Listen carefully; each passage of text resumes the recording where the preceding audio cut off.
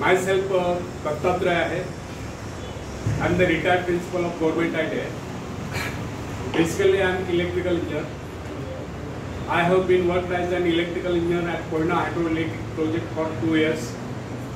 1 year at Chandrapur Thermal Power Station. Then after I joined to Government Technical College and worked as a lecturer for 13 years. Meanwhile, I appeared to the exams of Institution of Engineers and get the degree of AAMIE, is Associated Member of the Institution of Engineers by self-study. And on that base, I get selected as a principal through MPSC and worked as a principal to various government ITIs in Maharashtra for 22 years. And after 38 years prolonged service, I get retired in August 2019. And this is my hobby, to deliver motivational speeches to Indian youth. So, today I am speaking on self-reliance, means आत्मनिर्भरता।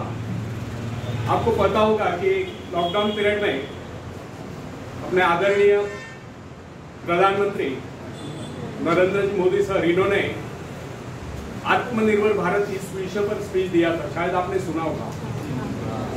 तो भारत आत्मनिर्भर कब बनेगा? Package declare करने से भारत आत्मनिर्भर बन सकता है क्या? नहीं, उसके लिए भारत का हर नागरिक आत्मनिर्भर बनना चाहिए, हर युवक हर युवती आत्मनिर्भर बनना चाहिए। अच्छा बताओ, आत्मनिर्भर बनना मीन्स क्या? इंडिपेंडेंट बनना, इस पे उस पे निर्भर न रहकर स्वयं निर्भर बनना, इसे ही आत्मनिर्भरता कहते हैं। और इसी विषय पर मैं बोलने वाला हूँ। तो फ्रेंड्स, आत्मनिर्भर बनने की क्षमता वास्तव में हर व्यक्ति में होती है, परंतु बहुत ही कम लोग ऐसे होते हैं जिन्हें अपने ऊपर विश्वास हो। दूसरों का सहारा ढूंढना तो उनकी आदत से बन जाती है। ये बात हमें कभी नहीं भूलनी चाहिए। दूसरों के सहारे चलना तो बड़ा आसान है, किंतु इससे हमारी रही सही शक्ति क्षीण हो जाती है।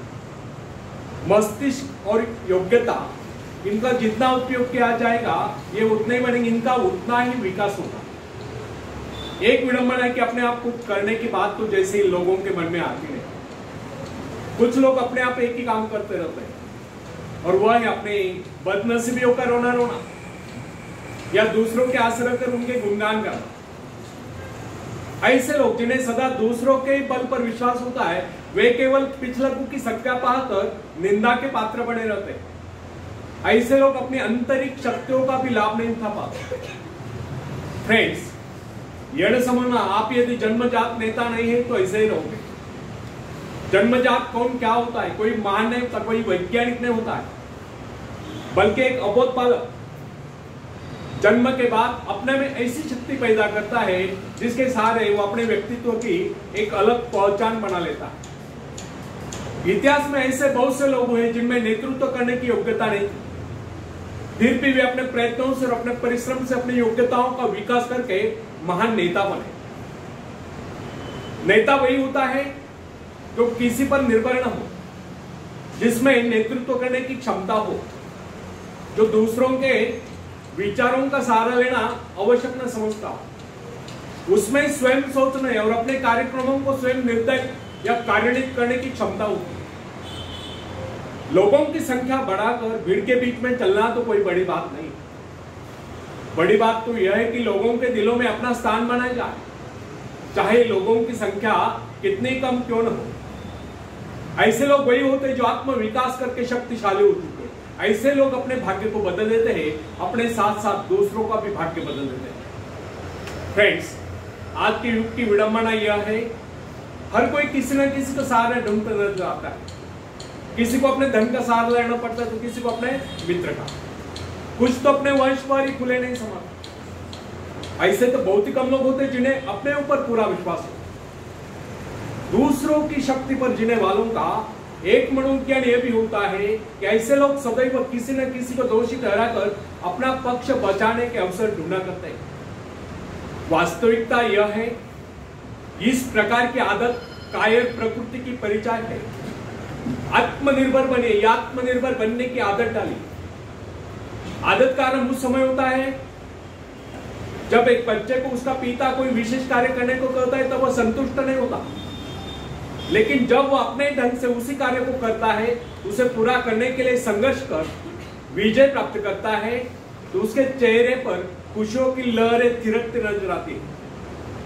इस प्रकार की विजय की भावना उस बालक को शक्तिशाली बनने का एहसास दिलाती है। फ्रेंड्स, स्कूल की शिक्षा या कॉलेज की शिक्षा केवल व्यक्ति की व्यवहार कुशलता और योग्यताओं की वृद्धि नहीं करती। यह तो व्यक्ति के हाथ में औजार थमा देती है। इस औजार का सही इस्तेमाल करना आदमी को स्वयं ही सीखना पड़ता है। हेनरी वाट विचर अपने समय के एक महान विचारक अपने बारे में एक कथा सुनाया करता था। जब मैं बच्चा था तब मुझे किसी तरह से आत्मविश्वास की शिक्षा दी गई। मुझे ब्लैक बोर्ड के पास भेजा जाता था। मुझ में शंका और संदेह होने का रोग था। मेरे टीचर मुझे बार बार कहते, इस पाठ को अवश्य पढ़ लेना। उनके स्वर में काफी क्रोध हुआ करता था। उनका यही कहना था कि हमें केवल प्रश्नों के उत्तर चाहिए।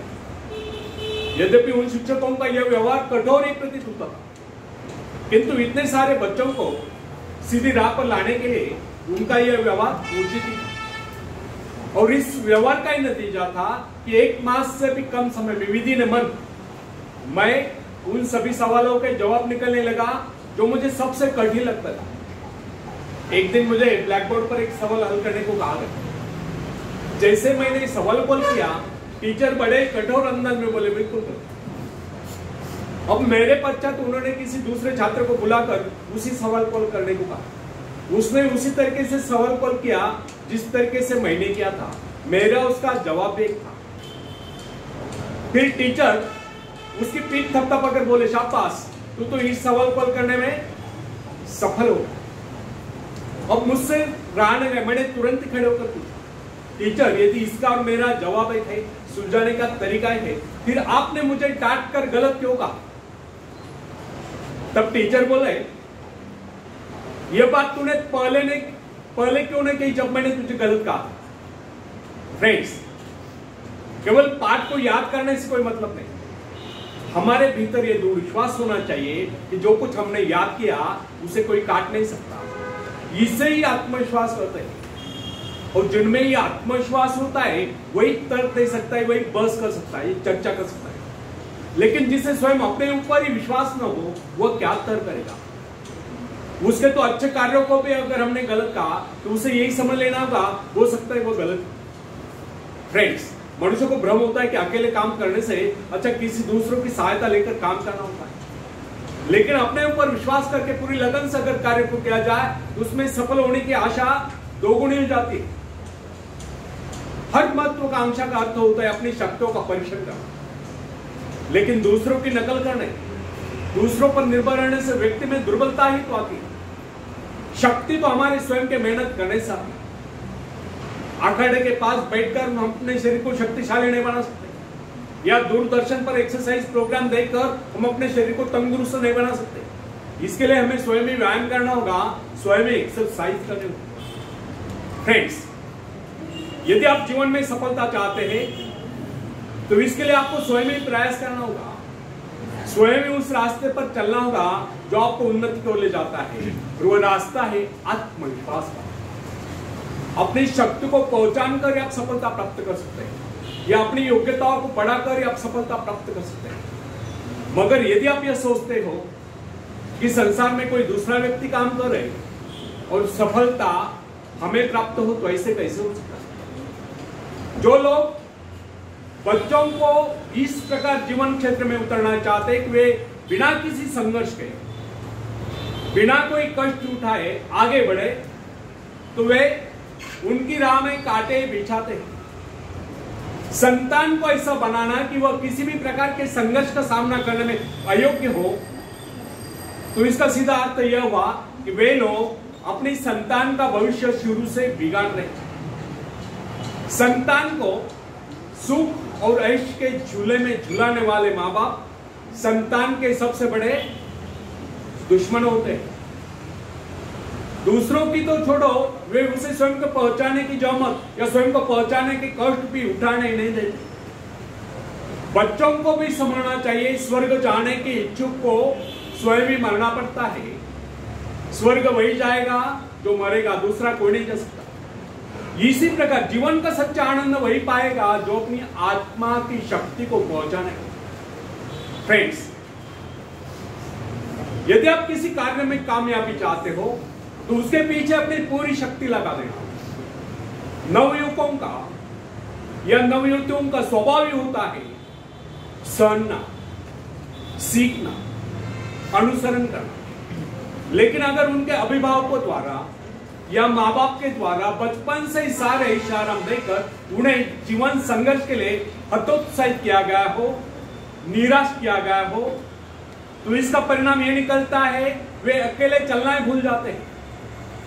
उनकी हालत पैसा के ऊपर चलने वाली हो जाती है।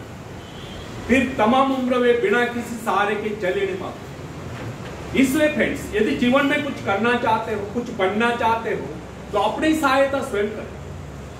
किसी की सिफारिश या प्रभाव से आगे बढ़ने के प्रयत्न आपके भविष्य को नष्ट करते हैं। स्वयं को इस योग्य बनाओ कि आपको किसी दूसरों से सहायता की आवश्यकता ही न हो। अपने भीतर अर्थात साहस और विश्वास जगाइए। आनंद तो उसी उन्नति में आता है जो स्वयं के द्वारा प्राप्त हो। दूसरों के भरोसे उनकी सहायता से आगे बढ़कर अपने को अपंग बनाने का क्या उपाय हो सकता है? इससे तो मनुष्य की अपनी सारी शक्तियां दम तोड़ देती है, अपनी बुद्धि कुंद हो जाती है। जो दूसरों की सहायता का मोहताज बना रहता है, जो अपना हाथ तक नहीं ला सकता, वह क्या कर सकता है? वह जीवन भर दूसरों का मोहताज बना रहेगा। ना उनमें आत्मविश्वास आता है, ना वे स्वयं के भरोसे आगे बढ़ पाते हैं। उनका तो भविष्य ही अंधकार में होता है।